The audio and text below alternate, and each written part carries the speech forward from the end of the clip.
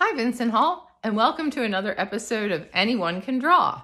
So whether you're a veteran down in the art studio in the drawing or painting classes, a novice, or just interested in trying something new, this lesson might be just your ticket. And if you can draw an oval, you can draw a rabbit. And we're going to be talking about Albrecht Dürer's rabbit, or rather his hare drawing that he did in the Italian/Northern Renaissance movement of the 15th century. Albrecht Dürer had a famous picture of a rabbit. We're going to look at it in a second, actually, called Young Hare. But in reality, it's not that young. They determined later on it was more of just an adult field hare, and that he possibly either trapped the hare for a while so he could draw it, or that he drew some from observation and then found maybe some rabbit that had already met its demise to get the detail on the fur and such. Jury's still out. But regardless, his technique in drawing fur, which is what I promised we would be doing this week, is what we're going to be studying. And it's actually not that difficult. So if you think about the Renaissance, especially the Northern Renaissance, Albrecht Dürer was German, of course, but got influence from the Italians as well. The German Northern Renaissance was involved more with detail and mathematical proportion of objects. So that's why his rabbit is almost photographically accurate, yet all of the fur goes different directions, which is an interesting look. It's not smooth. If you think about what we did last week with this horse drawing, all of our lines were very smooth. We're going to be doing the exact opposite this week, with our lines being very short and going in different directions. However, it's even easier than that horse, which involved drawing a rectangle, a triangle, and a circle. This time, if we look at Dürer's rabbit as an outline, it's all ovals.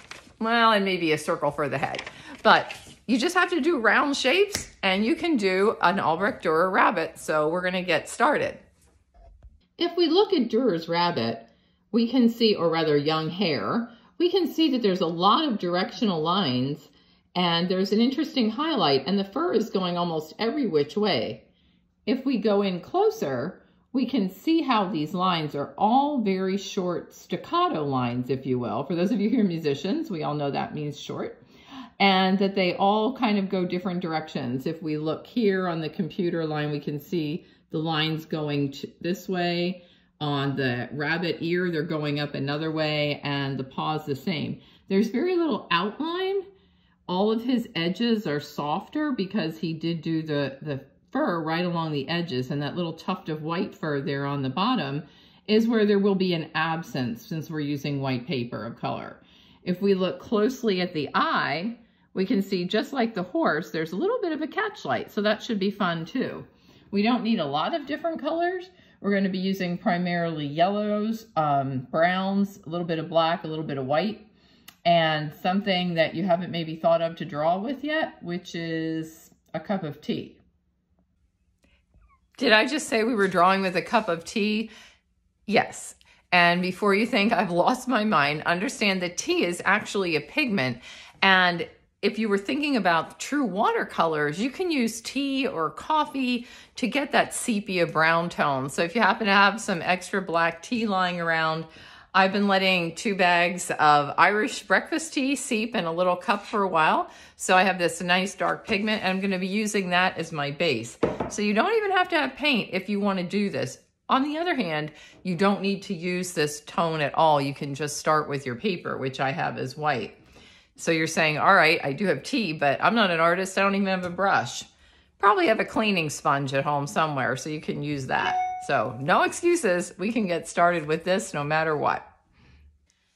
As I promised, basically, we're just going to be drawing a series of ovals and circles to plot out the basis for this rabbit. And unlike our horse, which was just a portrait, this is a full figure rabbit. So I'm going to start with the head. In any portraiture, it's always a good idea to start with head. Even in humans, it helps you get the rest of the proportion. And then I'm just going to roughly sketch in my ovals just to give myself a sense of direction of where I'm going with this rabbit. Getting his ears back. This rabbit or hare had pretty long ears from what I could see on Dürer's drawing, and probably come out a little further here and using my eraser, going in a little bit. Now, I usually say don't worry about erasing out areas, but since I'm going to tone this with a little bit of tea to show you, make this look true Renaissance style, I don't want to have too much information here because once I put the tea on, I can't get rid of any of those lines. So I'm just going to clean this up a little bit, clean this out of here so I can get some of these lines. And then once I have my basis for where my rabbit's going to go, I am just going to take a little bit. I'm going to use a brush because I have one. It helped if I knew the right handle. There we go. And some of this tea water and just lightly stain this rabbit. It's a very light wash. But Durer did his rabbit, the painted one, in watercolor. Now I'm using plain paper. It's going to buckle a little bit, but I'm trying to use the same materials you might have at home, which is plain old white paper. If you have watercolor paper, and I know there's some of you out there that do, that would be your better bet if you decide you want to do the tea stain. That's it for the tea stains. So I did my tea stain and I let the paper dry. If you're doing that stain using watercolor, acrylic, or tea, and you're working on regular paper, it's really important to let it dry because otherwise the paper is going to be very fragile. And what we do next with pencil and color pencil and some other techniques, it could damage the paper. So we want to make sure it's nice and dry. If you've ever been down in the art studio, you probably hear the hair dryer running almost every time we have class. And that's because it's a quick way to dry a piece of paper. So if you have one, that's one way. Oops, my hair is running away. That's one way to let this dry. So now we're ready to get started on fur and how to draw that. I'm starting with a practice paper just to give you some ideas of the kind of lines we're talking about. And it's always fun to practice or warm up doing this exercise, and then you can come back to your actual drawing in a minute. These are just short staccato strokes that are going in different directions. You can think of it as grass blades, eyelashes, little lines, whatever you might want to call it. What we're going to be doing to make the fur is switching colors and putting one on top of the other. And I'm making these a little bigger than I will for the rabbit, but just so you can see them. I'll even go in with some black, make some of these shorter, because we know as fur gets closer to the skin line, it's darker because it's a little denser. And maybe I'll just add a little bit of this yellow ochre just so you can see going on top. So we're going to start making series of lines that look somewhat like this. See if I can hold this up for you so you can see. Just some short lines and practice going different directions. The idea of this rabbit is that his fur grows in lots of different directions, so it's almost like cross-hatching.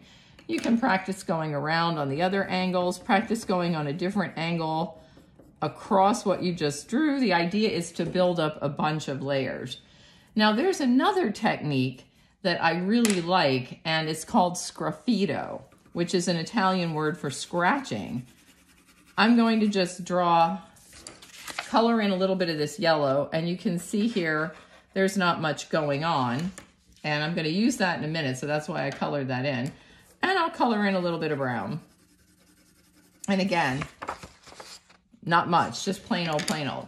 If you have any sharp device, it could be an old pen that you left the cap off of and the point is dried out and you just discovered it, or you probably threw it out.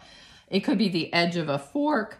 I have a picture hanging nail and I'm not using the sharp point. This is too small for what we're going to do. If you were doing an etching, that'd be great, but we're not. So I'm just using this edge, which is also sharp enough, and just making a bunch of marks on the paper that I know you won't be able to see right now, but I'm scratching into the surface of the paper. If you're using computer paper, be very careful with that, but any kind of drawing paper or watercolor paper, this will work. Then I'm going to take my brown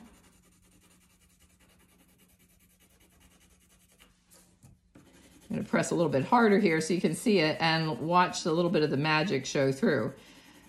It works better on watercolor paper, anything that has a little more tooth, but I think you'll still be able to see it.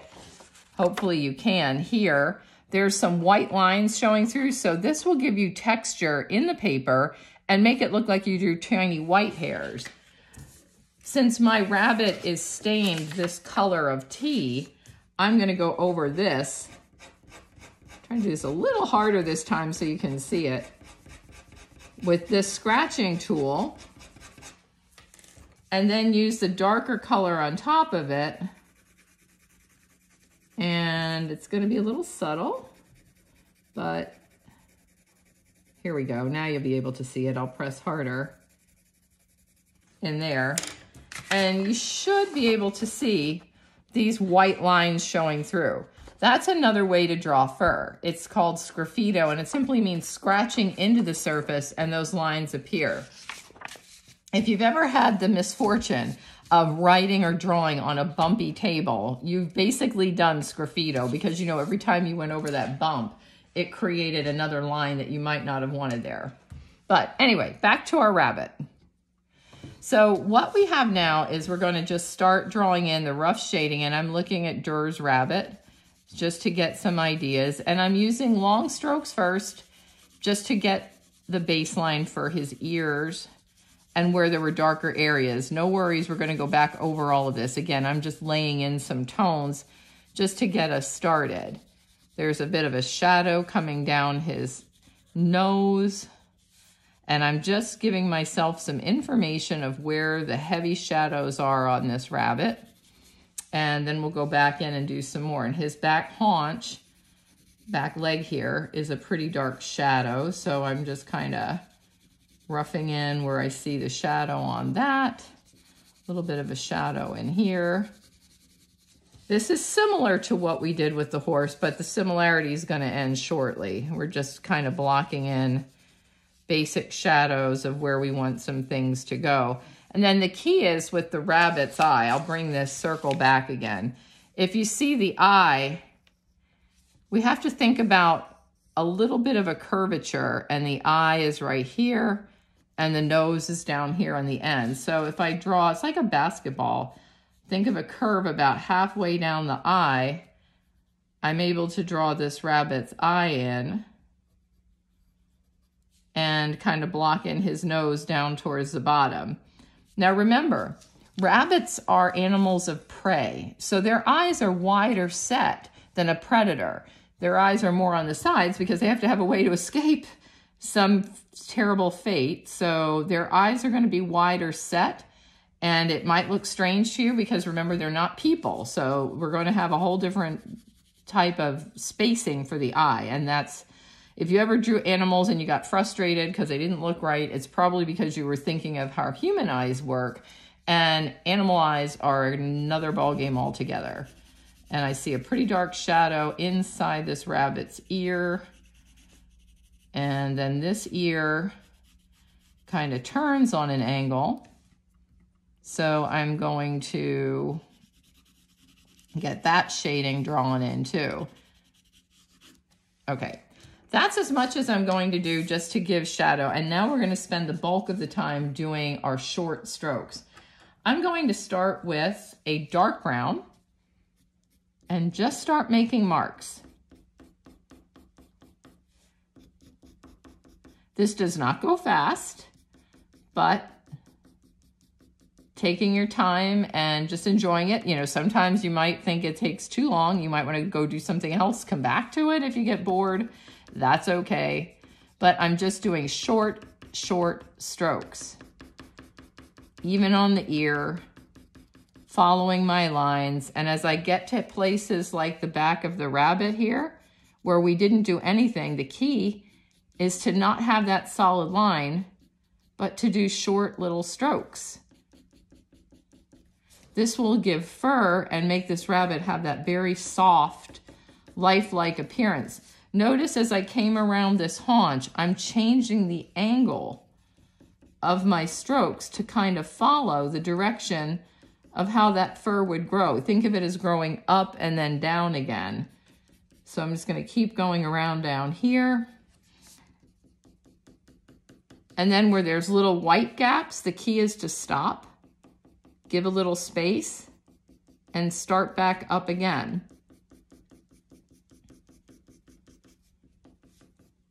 See if I can do just one little bit here, and then I'll stop and show you where we're headed. Let's see a little bit here. And even his paws have a nice little shadow between them. I am drawing some lines in here to get his paws in because he has these little bunny paws. And there's a little bit of a shadow there. But this will at least, hopefully, I'm giving you a sense of all the different directions that we might see. This is his little back foot coming in here, a little bit of bunny claws, and then that's going to be where our white is. So I am going to show you close up here of how we're getting all these different lines going different directions. And I'm going to continue working on this, and I'll check back in a few minutes after I build up some layers and give you a chance to maybe try this on your own, and we'll see where we are when we catch up in a minute. Okay, I've had some time to work out these lines, and hopefully you had a chance to do that too. So if you can see here, I have lines that are going down and around. I have lines that go up. But if you look here, the edges are very, very indistinct. You don't want to do a hard outline on a furry animal. So we're just trying to get this to pretty much follow along with what Durer had. And I'm using my darker brown pencil now. And again, I used very limited pencils, but I just wanted to show you how to lay in these areas so that we can see some of the white in the wrinkles of the rabbit and then get these darks too. I also put in a little bit of a shadow around the rabbit's eye so that I can fill that in later, and his nose as well, which is going to have to go in more as a darker brown. But almost everything is getting shaded in. Little mouth here by using short strokes, not by using heavy pressed lines. So we don't want to do that. We want to try to keep things very short because that's the beauty of fur. So where there's white, now the white pencil you can color in a little bit harder because it's going to take that much to show through. And part of the beauty of the white going along here is that it will blend a little bit so that this fur doesn't look too stripy. And also where there's white parts of the, I'm going to move my paper a little bit there so you can see, white parts of the ear, we'll be able to block those in a little bit better as well as the white around the edge of the eye and the white in here. So remember, your white colored pencil is more of a blender. It's gonna only show white better if you're using toned paper, but today we're not. But it'll help unify some of this. Now, where you have white fur, the key is to show those little bits of shadows that are in the fur, and that will give the illusion of this tuft of white fur that Durer's rabbit had. So we leave the majority of it white, and we're just kind of roughing it in with some little darker browns here and there. Maybe getting this foot in a little bit more, and then getting some of these lighter browns over top of the foot to kind of subdue that foot out. And if I want to use an eraser in here just to break up that line, I can do that too.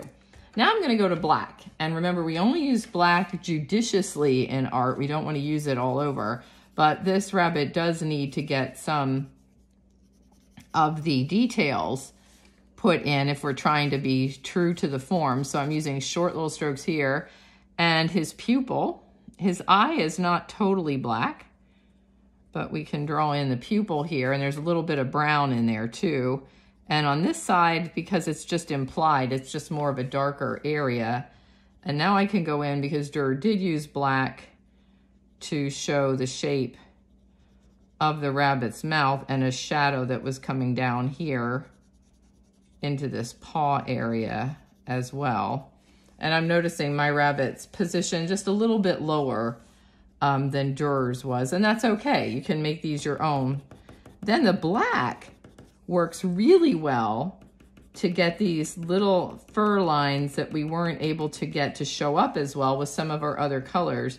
And we're going back in just to show these really dark areas, and doing a little bit of this on the edge of the white will give you a really nice idea of where your highlights are.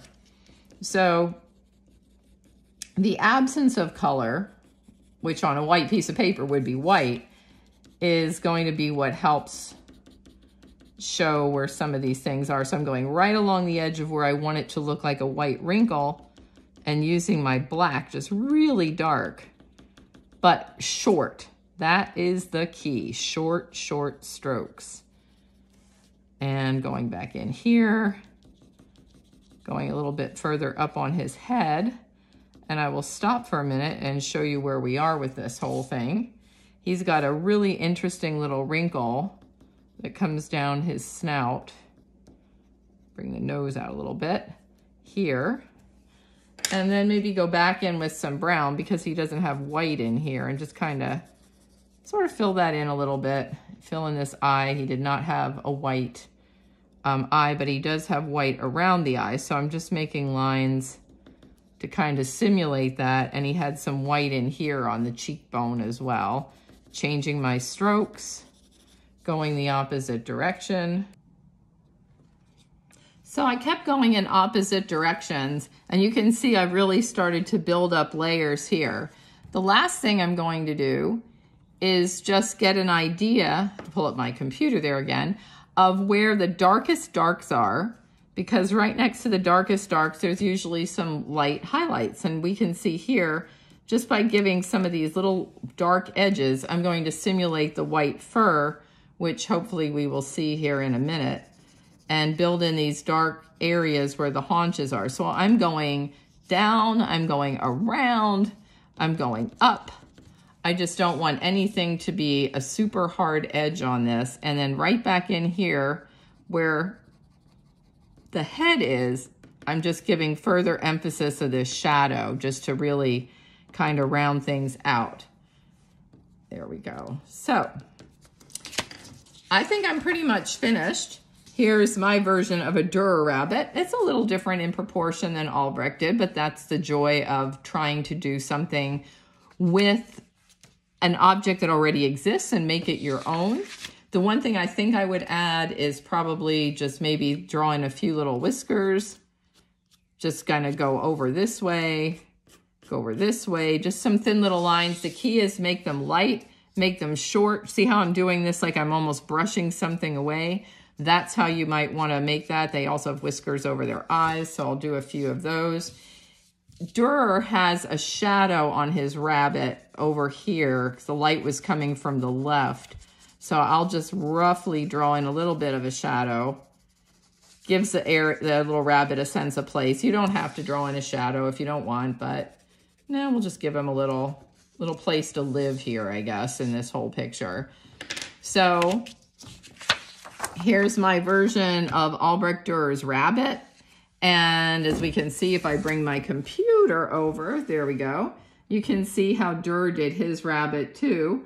And again, the idea is we're using short strokes going all different directions, a little bit of a shadow here to try to simulate fur. That's pretty much the way you're going to go about drawing this rabbit if you want to follow along.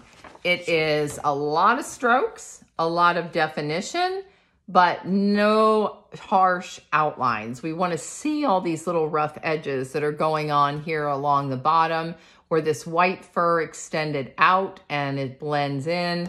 And if you can see closely, even the eye there, just getting a lot of dark areas. Totally different than our horse from last week, which was very smooth. So if I back up, maybe you can see parts of each.